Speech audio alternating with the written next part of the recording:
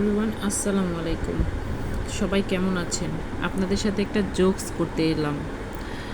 আসলে যারা সারাদিন মানুষের নামে কুটনামি করে ফেসবুকে এসে হাদিস কোরআন নিয়ে স্ট্যাটাস দেন, তাদেরকে বলে রাখি, দিন শেষে কিন্তু আপনার মোবাইলটাই জান্নাতে যাবে, আপনি না। তেমনি আপনাদেরকে আরও একটা জিনিস দেখাতে আসলাম। এটা হচ্ছে আমার 2020 সালের একটা ডায়েরি। আমি খুব ভালো কবিতা লিখতাম, আমার অনেক কবিতা আছে এখানে। আপনি আপনাদেরকে দেখাচ্ছি।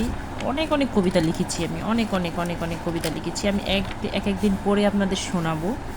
বাট আজকে একটা কবিতা খুবই ভালো লাগলো, ভাগ্য নিয়ে একটা কবিতা লিখেছিলাম, ওইটা আপনাদের আজকে পড়ে শোনাই।